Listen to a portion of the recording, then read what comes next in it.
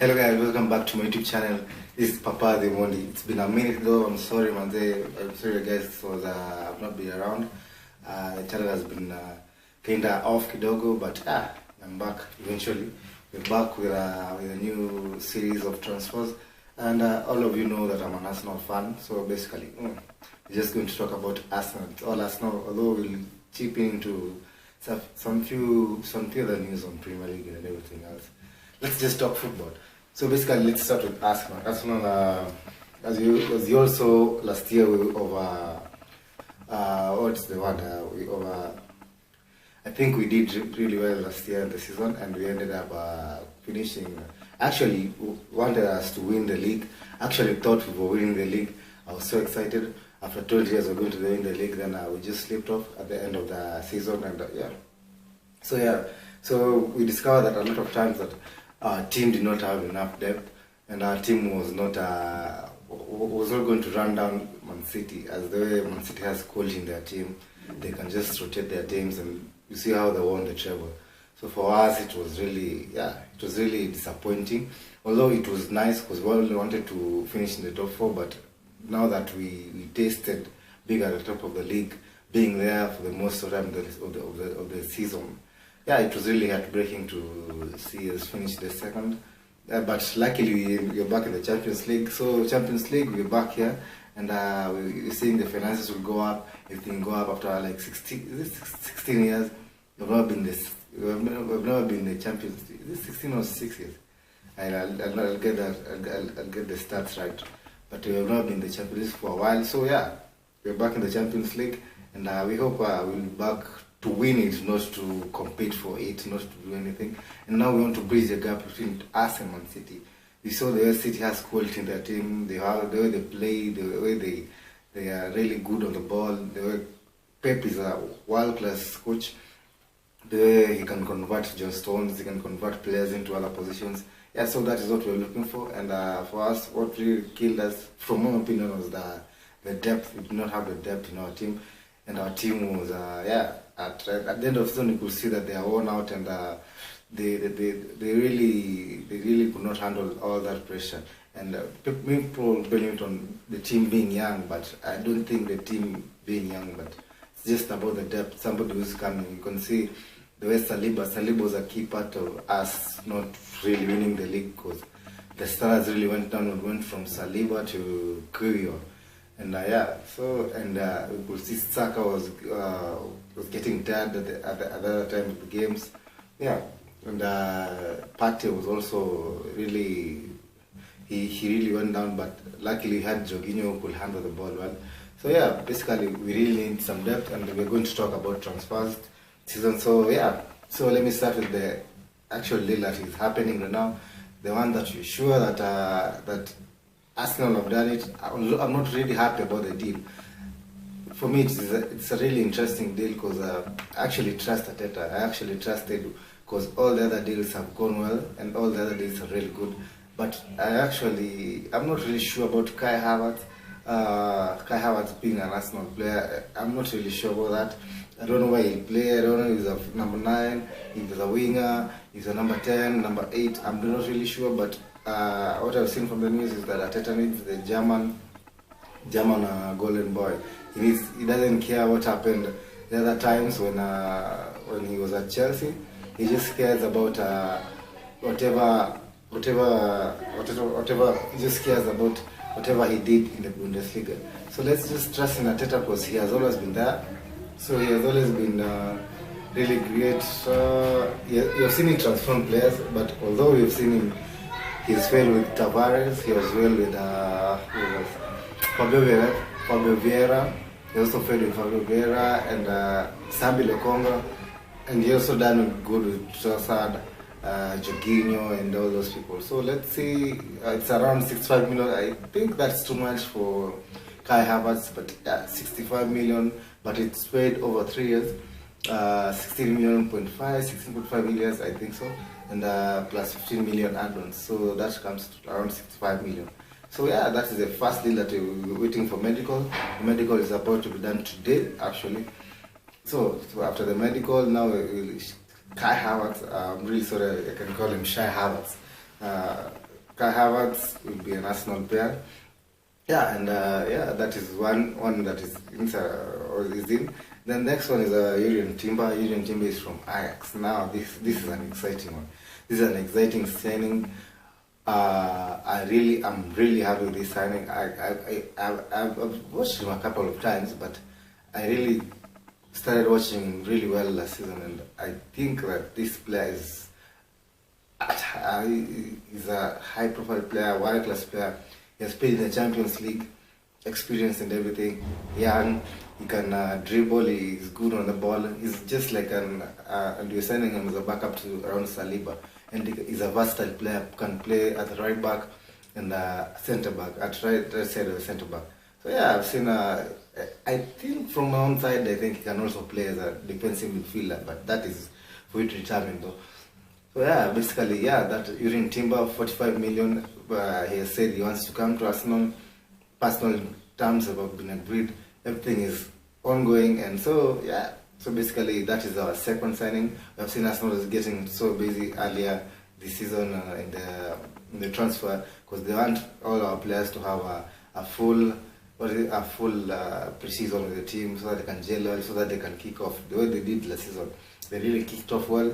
They gelled in the pre-season and everything went well. So the last major deal was Zinchenko, and he flew off to Miami where the boys were, and they played really well. So from there it kicked them over, and the confidence and everything really did them some good. So yeah, to the major now.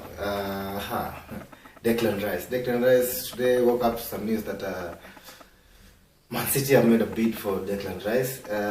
Although Declan Rice really wants to be an Arsenal player, but we cannot assume whatever Man City have done. We cannot turn a blind eye to the treble, turn a blind eye to the quality of players that are playing there, turn a blind eye to Pep, the world-class manager who can transform a player. So yeah, it's really for me it's a threat for Arsenal, and then also Manchester United are going into to seek for Declan Rice, and now this means that it will go into a bidding war, and so if it goes into a bidding war, the price will go higher and higher and higher. So yeah, Declan Rice wants to be an Arsenal player, but I'm really not sure why the team is not swiftly reacting to whatever Rice wants or West Ham wants. Because the last bid was rejected, 90 million plus 15 million add-ons. Yeah, but it is said that it's not a realistic, on the add-on side, it was not realistic as compared to Man City's deal, which is 75 million, in around 25 million add-ons, which were, I think, realistic. Because if you see the add-ons, the bonuses for Man City, it is realistic because they can win Champions League, they can win FA Cup, they can win everything. They are guaranteed.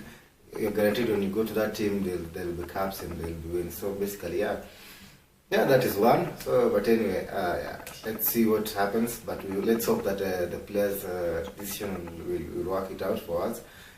We've seen it before. We've seen it happen before when Mudryk was swapped in by Chelsea. The other time was another player. It has happened to us a couple of times. They're really slow times in the transfer, but yeah, let's see what happens. So it's really cold down here.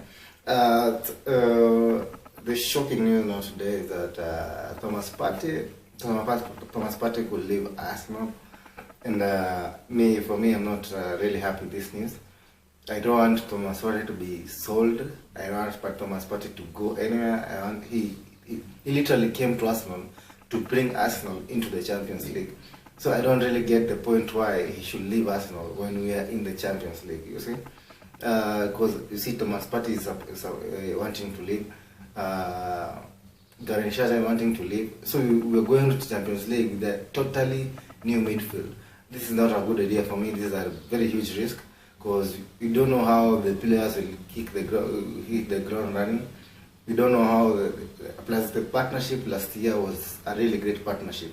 So basically, I don't want Thomas Partey to leave, but from our sources we heard that Thomas Partey is the one that wants to leave, and Arsenal are thinking about cashing out on him because it's around 40 million right now. you've seen that midfielders, defensive midfielders are like a gem now. They are really hard to sell, yeah, and they are really expensive. So Juventus have showed interest, and he has also showed interest in Juventus. Though we really don't want, as an Arsenal fan, to leave, we don't want Thomas Partey to leave. But anyway, it's his decision. It's his agent's decision, and but he wants to stay in Europe because he was seeking to go to Saudi Arabia. He's not seeking. Saudi Arabia team was seeking him, but he wants to stay in Europe. So basically, yeah, we'll be in the Champions League, but now against him. But thanking Thomas Partey for bringing us to the Champions League. The same as Granit Xhaka, it has gone on a slow. We knew on the last game we actually thought that it was a goodbye game, but now we are not sure if the team is waiting to bring somebody in so that Xhaka could leave. We don't know if Kai Haverts will replace Xhaka or Xhaka will stay, and everything will just go on as usual. Because for me, I will keep Thomas and Xhaka and add other midfielders in the team, because the partnership is really good, and we really want to maintain the quality, the world-class team, the quality of the team to be on top, instead of having to remain with Lokonga. Smith Rowe is a very good player, but he's undeveloped though. Lokonga, Fabio Vieira, I think that is a really huge drop-off, and we cannot handle that in the Champions League as compared to the last year's Europa League. They really failed us in the Europa League as we were facing Real Betis, and we were beaten with the same midfield. What if we go and face Bayern Munich, we go and face Barcelona, we go and face Juventus? So that's a huge drop off. So yeah, I think we should add some world-class players to that team. Yeah, another one is Eden Nketiah is expected to leave. I think it's time for us to cash on Eden Nketiah. As compared to, for my opinion, is that Eden Nketiah and Balogun, those are two strikers that are really lingering after around Jesus.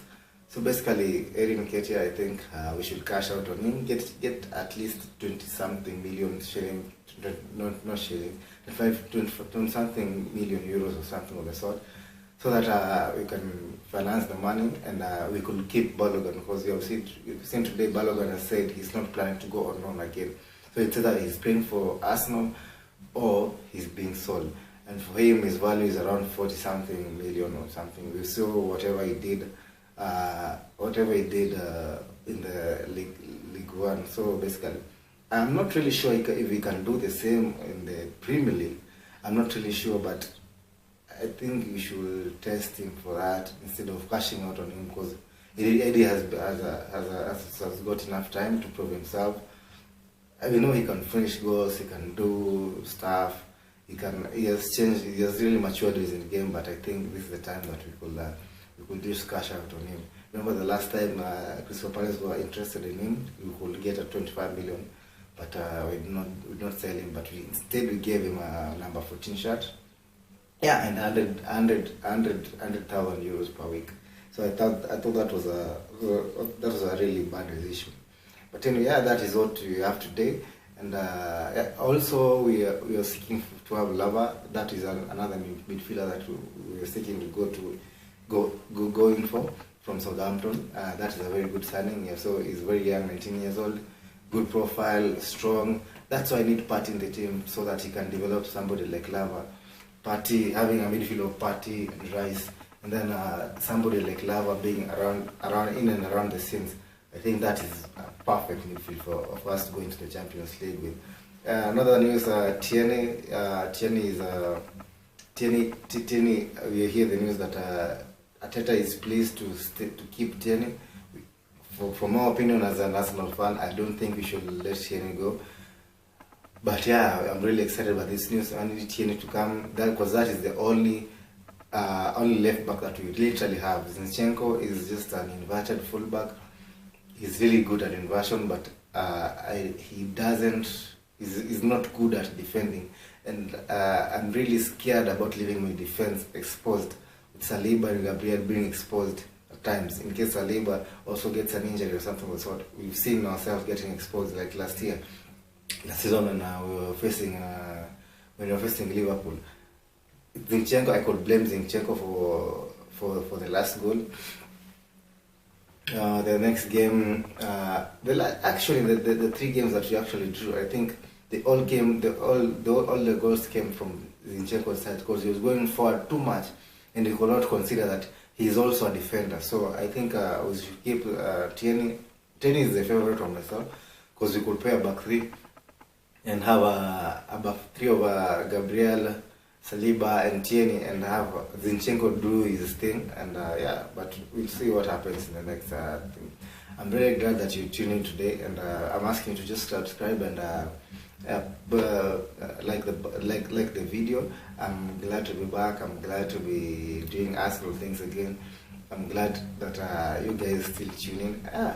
Thank you for your time, and see you tomorrow for another transfer. Thank you.